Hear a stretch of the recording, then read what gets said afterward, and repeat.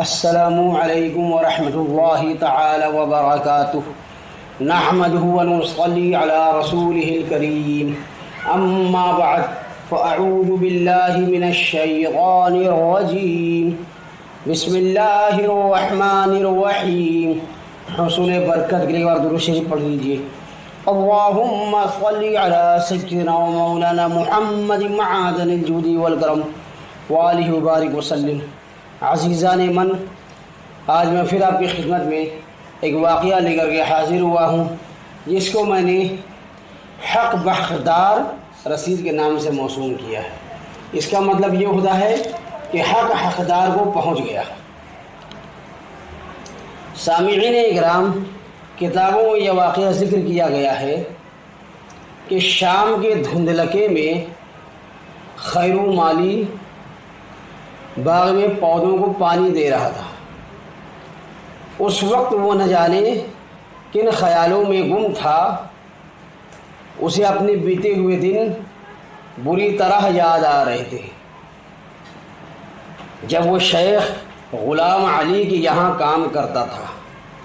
کتنا خوش تھا وہ شیخ جی کے یہاں کام کرتا تھا، اور شیخ صاحب اس پر کیسے مہربان تھے، اس کا کتنا خیال رکھتے تھے، اس کے کام کی کتنی قدر کرتے تھے. اور وہ کیسی بری گھڑی تھی جب وہ اس شہر سے جانے لگے اور ایسے شریف آدمی کی نوکری سے اسے الگ ہونا پڑا. اور اب وہ ایک نئے آقا کے یہاں کام کرتا تھا، گلزار خان کے یہاں. یہ خان صاحب شیخ جی کے بالکل الٹ تھے، بہت کنجوس، بد مزاج اور بہت چڑچڑے، بہت ناقدرے. چاہے کوئی کتنی ہی محنت کرے، کتنا ہی کام کرے، پر ان کا منہ سیدھا نہیں ہوتا تھا.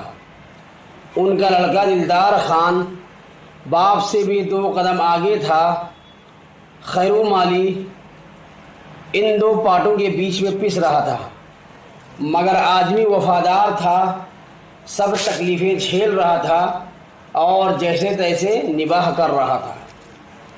وہ اپنے خیالوں میں گم برابر پانی دے رہا تھا. اتنے میں ایک نرم سی آواز نے اسے چونکا دیا. اس نے گردن اٹھا کر دیکھا تو ایک شریف آدمی اس کے سامنے کھڑا تھا.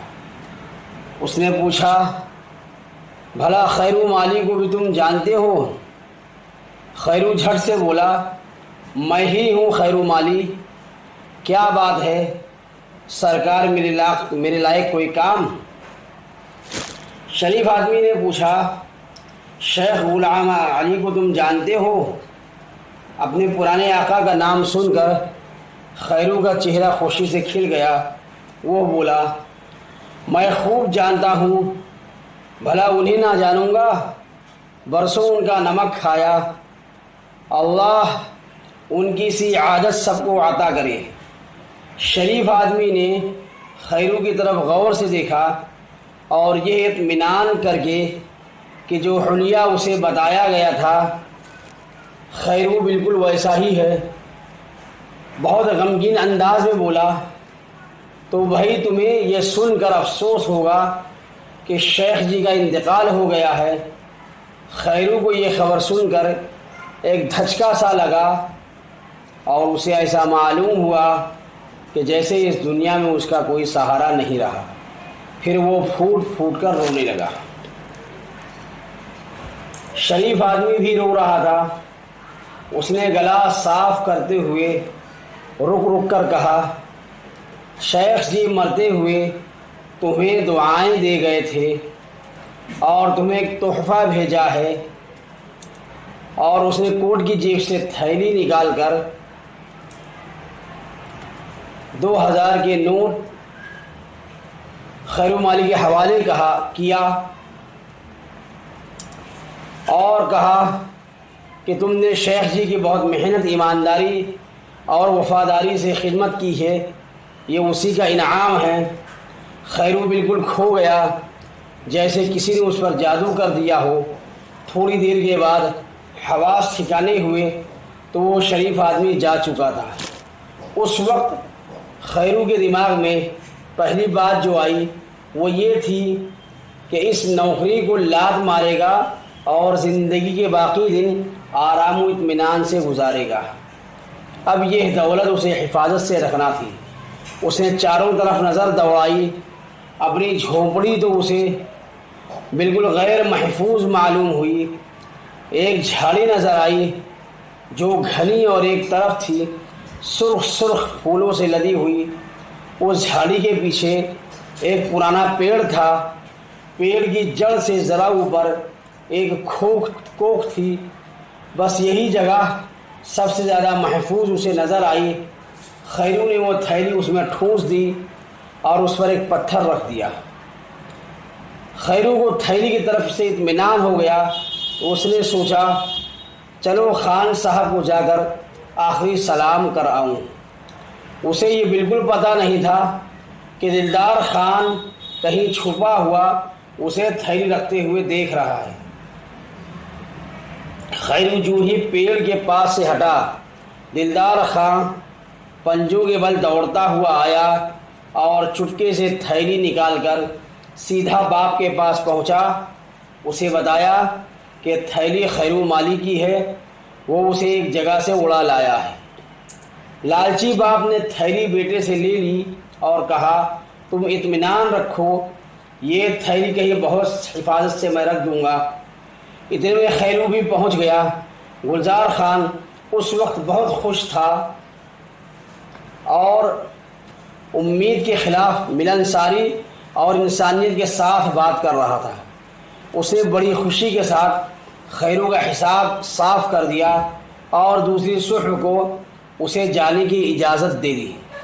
دوسرے دن جیسے ہی خیرو مالی رخصت ہوا، دلدار خان اپنے باپ کے پاس دوڑا ہوا آیا اور تھیلی والی بات پوچھنے لگا۔ گلزار خان نے کہا بیٹا یہ تھیلی میں نے ایسی جگہ رکھ دی ہے کہ کسی کے فلک کو بھی خبر نہیں ہو سکتی۔ دلدار خان نے بے صبری کے ساتھ پوچھا آخر کس جگہ پر آپ نے رکھی ہے؟ گلزار خان نے بڑے اطمینان کے ساتھ بتایا وہ جو گھنی سی جھاڑی ہے نا، نیلے نیلے سرخ سرخ پھولوں سے لدی ہوئی، اس کے بالکل پیچھے ایک پرانا پیڑ ہے، بس اس پیڑ کی کوکھ میں۔ اتنا سننا تھا کہ دلدار خان کے پیروں تلے سے زمین نکل گئی، چہرے پر ہوائیاں اڑنے لگیں۔ گلزار خان کو بیٹے کی یہ حالت دیکھ کر بہت اچنبھا ہوا۔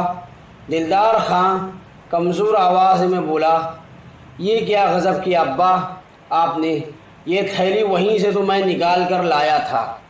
وہ سامعین اکرام واقعہ تو مکمل ہو گیا، لیکن اس واقعے سے ہمیں سبق کیا حاصل ہوتا ہے وہ بھی سماعت کر لیجئے کہ حریص و خائن آدمی کبھی کامیاب و بامراد نہیں ہوتا ہے، اور پرائے مال پر ہاتھ مارنے والے کے پاس نہ دین رہتا ہے نہ دنیا۔ اس لیے خیانت، بد دیانتی اور حرص و لالچ سے ہمیشہ بچنا چاہیے۔ اور آپ دیکھیے کہ کیسے اللہ تبارک و تعالی نے حقدار کو اس کا حق اس کے پاس پہنچا دیا۔ تو سامعین اکرام آج کی ویڈیو یہیں پر مکمل ہوتی ہے۔ السلام علیکم ورحمۃ اللہ تعالی وبرکاتہ۔